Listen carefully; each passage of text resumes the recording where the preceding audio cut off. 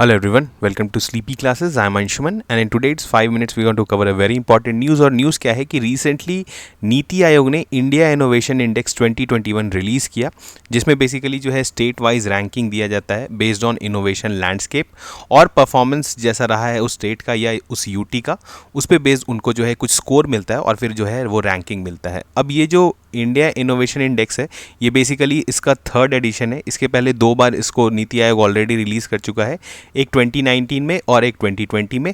तो ये 3rd addition है और इसमें हम लोग देखते हैं कि इसका क्या परफॉर्मेंस रहा है सारे स्टेट्स का। पहले इसके बारे में थोड़ा जान लेते हैं। देखिए इस बार जो डिफरेंट है वो क्या है कि इस बार 66 यूनिक इंडिकेटर्स जो है उसको इंक्लूड किया गया है इसमें, और जो पहले था इसके पहले 36 इंडिकेटर्स था।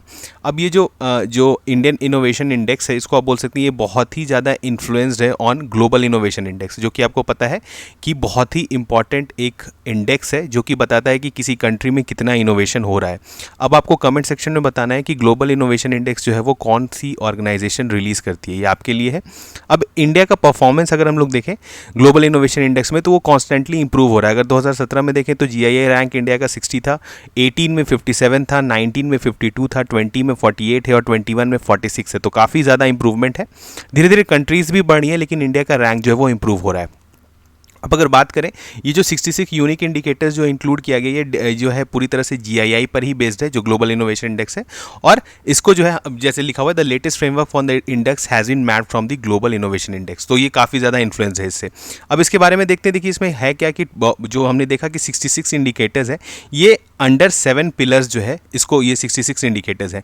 तो ये 7 पिलर्स क्या हैं, तो यहाँ पर देखिए तो ये जो 7 है इसमें से 5 जो है उनको इनेबलर्स बोला जाता है और जो 2 है उनको परफॉर्मेंस बोला जाता है। इनेबलर्स बेसिकली वैसे इंडिकेटर्स हैं या बोल सकते हैं आप वैसे पिलर्स हैं जिसमें हम लोग बताते हैं कि क्या क्या चीज़ ज़रूरी है किसी स्टेट में इनोवेशन को प्रमोट करने के लिए, ठीक है। और परफॉर्मेंस क्या बताता है कि बेसिकली जो हमने किया उस पर बेस्ड क्या जो है आउटकम रहा है उस स्टेट का, ठीक है।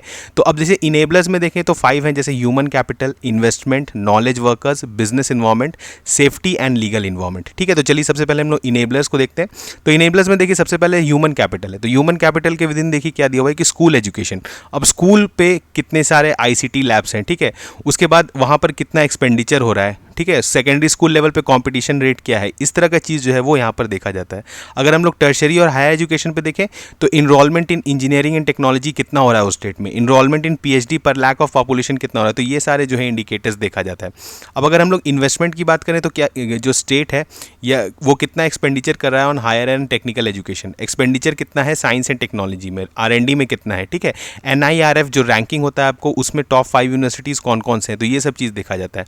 फिर नॉलेज वर्कर्स में देखा जाता है कि नॉलेज इंटेंसिव एम्प्लॉयमेंट हो रहा है कि नहीं, private R and D units in the state है या नहीं। तो ये सब चीज़ जो है इनेबलर्स में है। इनेबलर्स में हमने क्या क्या देख लिया अभी, human capital, investment, knowledge workers. इसके अलावा 2 और हैं क्या, एक है बिजनेस इन्वायरमेंट की ईज ऑफ डूइंग बिजनेस कितना है आपके स्टेट में, कॉमन फैसिलिटी से जो सेंटर्स हैं वो कितना है, share of manufacturing and services as a percentage of gross state value addition जो है उसमें कितना है। तो ये सारी चीज़ जो है वो देखा जाता है। बहुत सारे इंडिकेटर्स हैं लेकिन आपको एटलीस्ट पिलर्स पता होना चाहिए। तो हमने क्या क्या देखा इनेबलर्स में, पहला है ह्यूमन कैपिटल, दूसरा है इन्वेस्टमेंट, तीसरा है नॉलेज वर्कर्स, चौथा है business environment and fifth is safety and legal environment कि आपका साइबर क्राइम पुलिस स्टेशन कितना है, रेट ऑफ कॉग्निजिबल क्राइम्स कितना है, ये सब चीज़, क्योंकि सारे चीज़ जो है इनडायरेक्टली इनोवेशन को प्रमोट करते हैं। तो ये हमने देखा है इनेबलर्स। इसके बाद आते हैं परफॉर्मेंस कि ये जो हमने किया अब इसका क्या आउटकम रहा है। तो जैसे नॉलेज आउटपुट में देखेंगे तो ग्राउस रूट इनोवेशन क्या रहा, कितने पब्लिकेशंस निकले, स्टार्टअप कितना हुआ स्टेट में, ठीक है, GSDP per capita growth rate क्या है, तो ये सब चीज़ जो है हम लोग देखते हैं। पेटेंट्स कितने फाइल हुए स्टेट में, मतलब जब भी आप नया इनोवेशन करते हैं